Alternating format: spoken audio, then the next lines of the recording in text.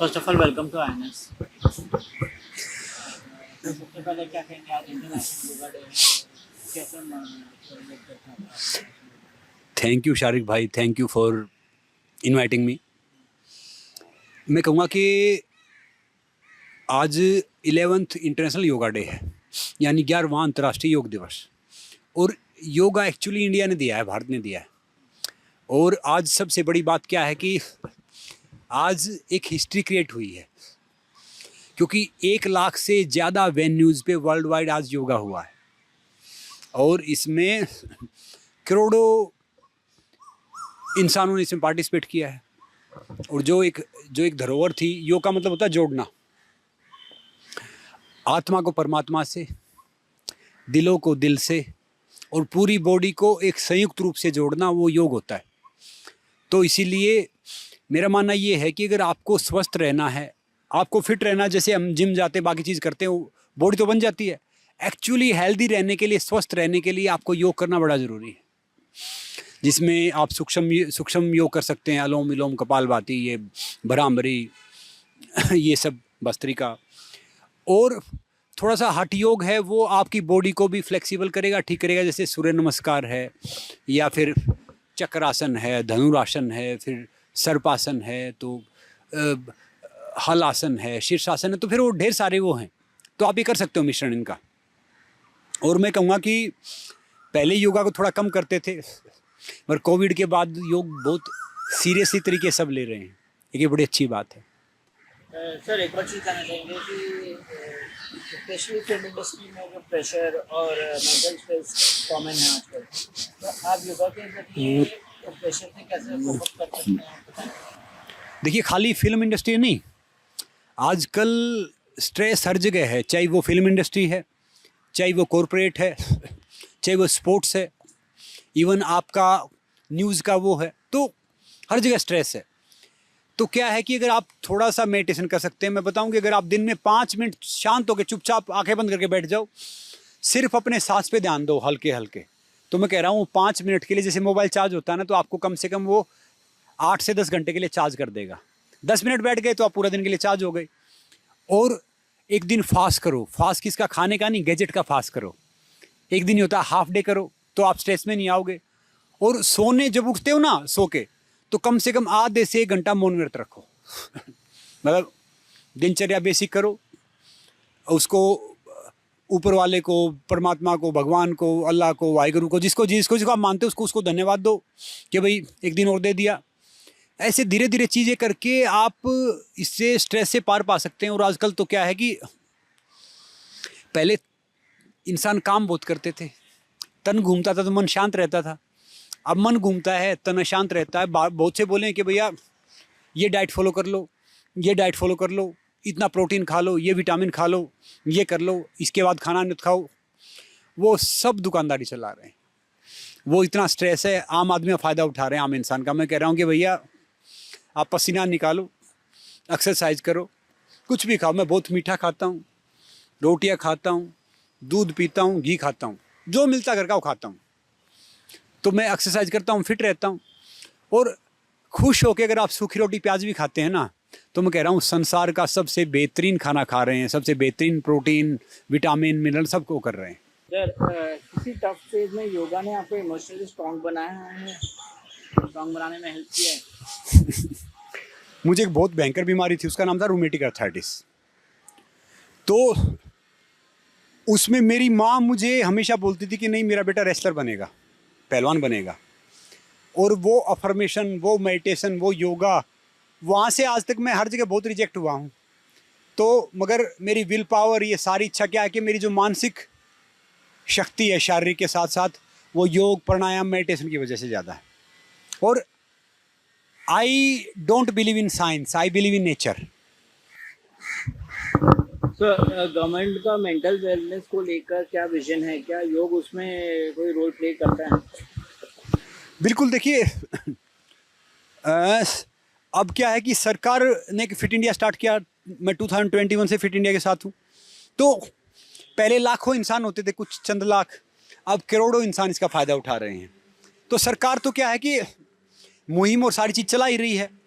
वो एक जन आंदोलन तब बनेगा जब हम सब उसमें भागीदारी करेंगे, हम सब उसमें बढ़ चढ़ के हिस्सा लेंगे। तो भैया सरकारा करना भी फिर एक वो सही मायने में सार्थक हो जाएगा।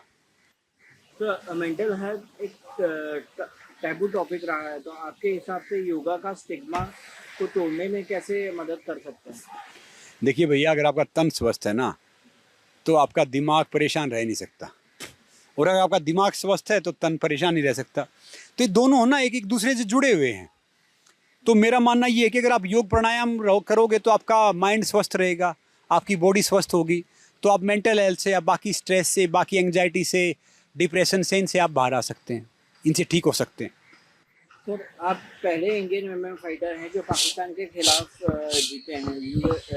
उस फाइट का एक्सपीरियंस कैसा रहा था आपका? अब मुझे 30 साल हो गए रेसलिंग करते हुए, मुझे मौका मिलता है खेल लेता हूँ। अब मैं फर्स्ट मेल इंडियन रेसलर हूँ जिसने रेसलिंग से MMA टर्न किया, और इस एज में MMA करने वाला तो वर्ल्ड का ही पहला इंसान हूँ, क्योंकि ये स्पोर्ट्स है 20s का, मैं 40s में जाकर कर रहा हूँ। तो वो एक्सपीरियंस बहुत यूनिक है, बहुत डिफरेंट है, क्योंकि मैं उन बच्चों के साथ खेलता हूँ, शायद उनके फादर मेरे साथ खेलते होंगे, कोई मेरे से 18 साल छोटा होता है, कोई 19 साल छोटा होता है, तो प्रेशर तो होता है, मगर एक ये अनुभव वन ऑफ द बेस्ट। और मेरा अब जो खेलना, मेरा ये जीतने हारने के लिए नहीं है, मेरा खेलना उन सब बच्चों के लिए जिनकी आंखों में खेल का सपना है। जब मैं 40s में कर सकता हूँ, they can do in 20, they can do in 20s 30s। और मैं एक बात मानता हूँ कि भैया, चैम्पियन वो नहीं होता जो मेडल जीता है, ट्रॉफी जीता है, फर्स्ट आता है। चैम्पियन वो होता है जो लगातार कोशिश करता है। बस ज़िंदगी में लगातार कोशिश करो भैया, ले कुछ जाना है नहीं। जब हम पैदा होते हैं पहला कपड़ा लंगोट होता है। Shyam steel flexi strong TMT बार, ये स्ट्रॉन्ग के साथ फ्लेक्सिबल भी है। आपदा मुसीबत कोई भी आए, ये घर को अटूट बनाए। जब TMT फ्लेक्सी स्ट्रॉन्ग, तो घर रहे हमेशा के लिए स्ट्रॉन्ग। उसमें जेब नहीं होती, आखिरी कपड़ा कफन होता है, उसमें जेब नहीं होती। जब छोड़ के यहीं जाना, सारी चीज़ यहीं करनी है, तो हम सब भाग रहे हैं, सब भाग रहे हैं, सब भाग रहे हैं, मगर पहुंचना कहीं है ही नहीं। सर, महेश भट्ट जी के साथ आपका कैसा रिश्ता रहा है और कोई इंटरेस्टिंग याद शेयर करना चाहेंगे? ये भट्ट साहब बड़े कमाल के इंसान। मैंने उनके साथ एक गाना किया था, और उस गाने में क्या करना था कि एक मैं वो म्यूजिशियन बना हुआ जो गिटार में वो वन ऑफ द बेस्ट होता है। तो और उसकी स्टोरी क्या देखिए भैया, वो लड़की उससे प्यार करती है, उसके पैसे के लिए फिर छोड़ के चली जाती है। तो मैं गिटार मुझे पकड़ना नहीं आता था, एक रेसलर गिटार क्या मतलब, वो मैंने रात में बताया उन्होंने, और मैंने उसको सुबह तक मैं सोया नहीं, काम चलाओ बजा रहा था उसको, मतलब वो तो खाली पकड़ना था। फिर एक फिल्म करने वाले थे हम, गॉड ऑफ क्रिकेट, तो वो अनाउंस हुआ, किसी कारण से हो नहीं पाई। मगर भट्ट साहब ने एक बार मुझे एक बात बोली कि यार, मर्द होता ना, वो औरत को छूता भी नहीं, वो देखता काम हो जाता है। तो मैंने कहा जी, इमरान हाशमी तो मर्द, आपकी फिल्में करता हो, तो मतलब बोला नहीं, वो डिफरेंट है, आपका डिफरेंट है, आप तो सिर्फ देखोगे ना तो उसी में हो जाएगा, बस देखने का अंदाज ऐसा कर लो। तो उनसे मैंने बहुत सीखा। हिज सही मायने में वो अपनी तरह के सिनेमा के लेजेंड हैं। तो प्रकाश झा के साथ भी आपकी केमिस्ट्री काफ़ी अच्छी रही, उनके साथ काम करने की एक्सपीरियंस कैसा रहा? आपने यार भी फिल्में दिखाया भी है। यार, प्रकाश झा साहब के साथ मैं आश्रम जब कर रहे थे तो मैं उनकी रेसलिंग सुपरवाइज कर रहा था, तो मुलाकात रही। अब तो वो मेंटर कम दोस्त बन गए हैं, और बहुत डिसिप्लिन इंसान हैं। सुबह 5 बजे उठेंगे, 1-1.5-2 घंटा वर्कआउट करेंगे, उसके बाद पूरा दिन शूटिंग में करेंगे, शाम को कैमरा ऑफ कर देंगे। बहुत डिसिप्लिन इंसान, उनसे सीख सकते हैं कि भाई कैसे कि इंसान सरल रह के कितना बेहतर कर सकता है। वो शूट करेंगे, आपको लगेगा नहीं कि कोई एक्स्ट्रा आउट नहीं शूट कर रहे हैं, जब वो निकल के बाहर आएगा तो पता चलेगा कि कितना एक्स्ट्रा आउट नहीं कर रहे हैं। तो उनसे मैंने बहुत सीखा, बहुत तो चीज़ें कर रहे हैं। अब आगे उनके साथ बहुत काम करेंगे, परमात्मा ने चाहा तो। सर, आपके स्ट्रगल और सक्सेस से यूथ क्या सीख सकते हैं? देखिए, सही मायने मैं मानता हूँ कि मेरा स्ट्रगल अब स्टार्ट हुआ है। जब आपको 2 आदमी जानने पहचान लग जाते हैं, फिर आप कितना आगे जाते हैं वो आपके ऊपर है। मगर मेरी ज़िंदगी का एक मोटो है, जो मेरे को टैलेंट है नहीं, कि I never ever give up, कि भाई ज़िंदगी में कभी हार मत मानो, जब जागो तब सवेरा। तो इसलिए कुछ भी हो जाए, याद रखना, कोई ताला बगैर चाबी के नहीं बनता, कोई ताला बना तो उसकी चाबी ज़रूर होगी। और ताले के 2 ऑप्शन होते हैं, एक तो हम चाबी से खोलें, एक हथौड़े से खोलें। ताला दोनों से खुलेगा, मगर चाबी से फिर बार बार खोल सकते हैं, और हथौड़े से सिर्फ ताला एक बार में ही टूट जाएगा, मतलब दोबारा फिर बंद नहीं कर सकते। तो ज़िंदगी भी वही है, प्रयास करो, कोई ऐसा डिसीजन मत लो, ऐसा थोड़ा मत मारो कि भैया आप दोबारा चीज़ करने के वो ना रहो। और हार जीत कोई है ही नहीं। मेरा मानना ये है कि मेरी कोई हार जीत होती ही नहीं। मेरा मान सम्मान अपमान में उस पर ध्यान नहीं देता। सम्मान होता है हमारे ओहदे का, पद का, और अपमान होता है हमारी परिस्थिति का। तो इसलिए उस पर ध्यान नहीं दो, आप अपना काम करते रहो। सर आप रियलिटी शो में भाग ले चुके हैं और रियलिटी शो आपके लिए, आपके हिसाब से आपकी जो पर्सनालिटी है, आपकी जो इमेज है एक रेसलर की, और रियलिटी शोज कितना फिट बैठता है आपके उसमें, और आप जो है रियलिटी शोज करके कितना एंजॉय करते हो? मैंने बहुत सारे रियलिटी शोज़ किए इंडिया के। मेरे ख्याल से आप, निकिता रावल के साथ भी कुछ reality show- मैं एक होस्ट कर रहा हूँ उनके साथ में, मतलब एक जज बन के जा रहा हूँ एक एपिसोड में। तो मैंने बिग बॉस से लेके, सर्वाइवर से लेके, वेलकम से लेके, आइस रो ट्रैकर से लेके, डांस के शो से लेके ढेर सारे रियलिटी शोज़ करने का मुझे मौका मिला। मगर मैं कहूँगा कि रियलिटी शो भी अच्छा है, बस आप जैसे इंसान हो ना वैसे ही बने रहो, तो आप कहीं चले जाओ। कहते हैं ना कि आजकल लोग क्या करते हैं कि जैसे मन मैला तन उजरा, बगुला कपटी अंग। ये स्टाइल का मामला है। रूपा फ्रंटलाइन।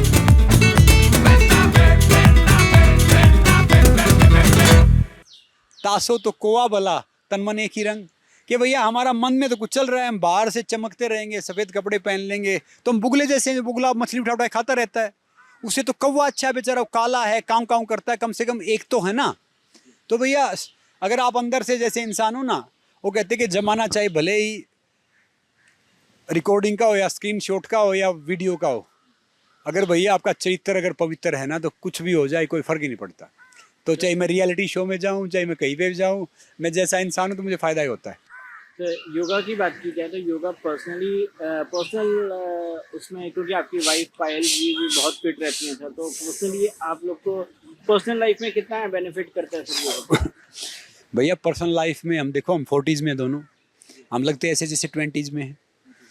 और पर्सनल लाइफ में क्या होता है, योगा करके हमारा दिन बहुत जल्दी स्टार्ट होता है। पायल जी को मैं योगा में लेके आया था, आज वो मेरे से ज़्यादा योगा करते हैं।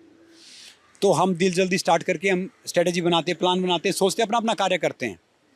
और हमारी शाम थोड़ी जल्दी हो जाती है, थोड़ा जल्दी सो जाते हैं, मैं फिर भी 11 बज जाते हैं। तो इसने हमारी ज़िंदगी को बहुत सुचारू रूप से कर दिया कि भाई हमें कोई ज़्यादा सुविधाओं की ज़रूरत नहीं है, कोई ज़्यादा लग्जरी की ज़रूरत नहीं, कोई ज़्यादा चीज़ों की ज़रूरत नहीं है। हम बहुत बेसिक पे भी रह सकते हैं और उस कंफर्ट में भी रह सकते हैं। तो ये योगा, मेडिटेशन, प्राणायाम ने ये सब बनाया है। सर लास्टली आपकी क्या क्या फ्यूचर प्रोजेक्ट्स हैं, और मतलब कि हम आपको और जल्द से जल्द कहाँ देख सकते हैं? जल्द से जल्द भैया हम एक शो लेके आ रहे हैं, आप उसमें आप हमें देख सकते हैं।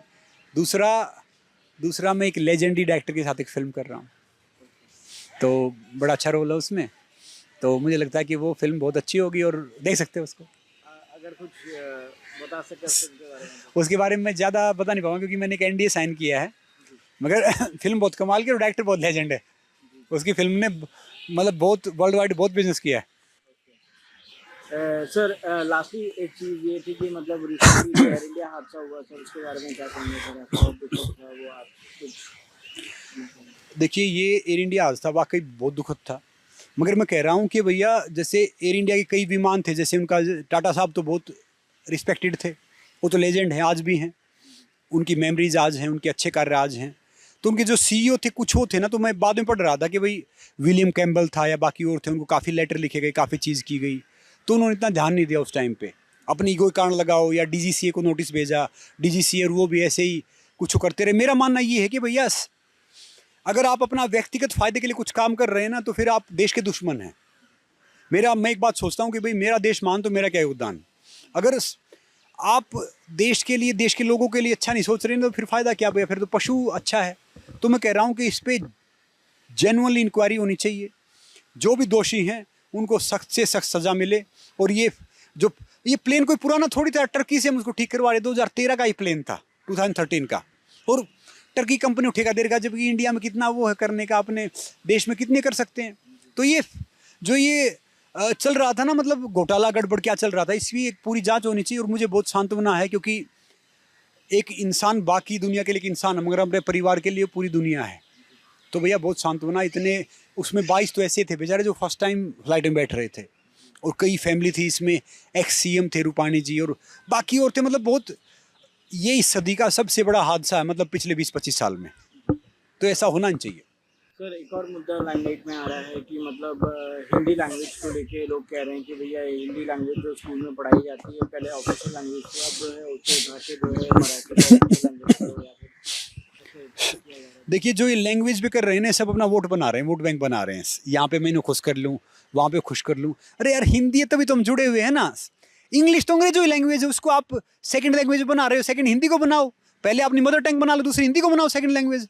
बाहर किसी कंट्री में जाते हो सब अपनी लैंग्वेज बोलते हैं। एक लैंग्वेज सबकी सेम होती है, फिर बाकी रीजनल हो सकती है। तो जैसे यहाँ पे कहेंगे मराठी, वहाँ पे कहेंगे गुजराती, वहाँ पे कहेंगे पंजाबी, वहाँ पे कहेंगे हरियाणवी, वो अच्छी बात है, एक रखो। मगर हिंदी तो सब रखो ना यार। हिंदी उर्दू ये सब ये चलती थी हमारे इधर। तो क्या है कि माँ तो माँ ही होती है। आपकी मदर टंग रखो, जो जहाँ से आप आए हो, बिहार से आए हो, आप हरियाणा से आए हो, आप महाराष्ट्र से हो, आप गुजरात से हो, पंजाब से हो, उत्तर प्रदेश से हो, कहीं से भी हो। मगर हिंदी तो भैया मेन भाषा होनी चाहिए। हिंदी को बिल्कुल भी ऐसे नहीं होना चाहिए कि भाई हिंदी को दूसरी भाषा, तीसरी भाषा, चौथी भाषा। में पढ़ता रहता हूँ, ढेर सारे पॉलिटिशियन ढेर सारे अपने अपने विचार रखते हैं। देखो मैं तो हर दूर हूँ इनसे, क्योंकि मेरा फोकस रहता है कि भाई मैं किस तरीके से क्या बेहतर कर सकता हूँ। और आजकल तो मैं बहुत सदमे में हूँ यार। मैं देख रहा हूँ कि आगे देश कैसे चलेगा। सारे बच्चे 90% से ऊपर मार्क्स लेके आ रहे हैं, तो देश को अच्छे नेता, अच्छे प्रवचन देने वाले, ये सब कैसे मिलेंगे फिर? सर मतलब अच्छा एजुकेशन करेंगे तो भी अच्छे नेता बन पाएंगे। हाँ, अगर वो अच्छे एजुकेशन करें, समझदार हो जाएंगे, फिर वो ऐसी बात ही नहीं करेंगे हिंदी दूसरी भाषा होनी चाहिए, तीसरी होनी चाहिए, या ये होना चाहिए, जो होना चाहिए। मतलब देश एक्चुअली सुधर जाएगा। तो सही एजुकेशन ही बहुत मायने रखती है। और देश है ना, देश सरकार से नहीं चलता, देश संस्कार से चलता है। अपने बच्चों को वैल्यूज़ दो। आप किसी भी धर्म से बिलोंग करते हैं, पहले अपने बच्चों को अच्छा इंसान बनाओ। वो एक क्राइटेरिया है देश को आगे लेके जाने का। चाहे आपका बच्चा नेता बने, चाहे अभिनेता बने, चाहे खिलाड़ी बने, चाहे बिजनेसमैन बने, चाहे वो सोशलिस्ट बने, वो न्यूज़ में आए, किसी में भी आए, पहले एक अच्छा इंसान बनाओ। और सिंपल लिविंग, हाई थिंकिंग। साधारण बनने के लिए बड़ा साधारण बनना पड़ता है भैया। एक संत बनने में और होने में बड़ा फ़र्क है, फ़कीर बनने में और होने में बड़ा फ़र्क है। आपने कपड़े पहन लिए तो भैया उस जैसे बन गए, होने में पूरी ज़िंदगी चली जाती है। तो नेताओं को भी मैं ये कहूँगा कि भैया आप एक्चुअली लीडर बनो, पॉलिटिशियन मत बनो। पॉलिटिशियन क्या होता है, चुनाव जीता दूसरे ही सोचता है। लीडर क्या होता है, चुनाव जीते हैं नेक्स्ट जनरेशन की सोचते हैं। तो देश के लिए सोचो, तो देश आगे जाएगा। पहले ही तो एक्चुअली माँ जिसको हम बोलते धरती माँ है ना, तो भैया उसके लिए तो वफादार रहो।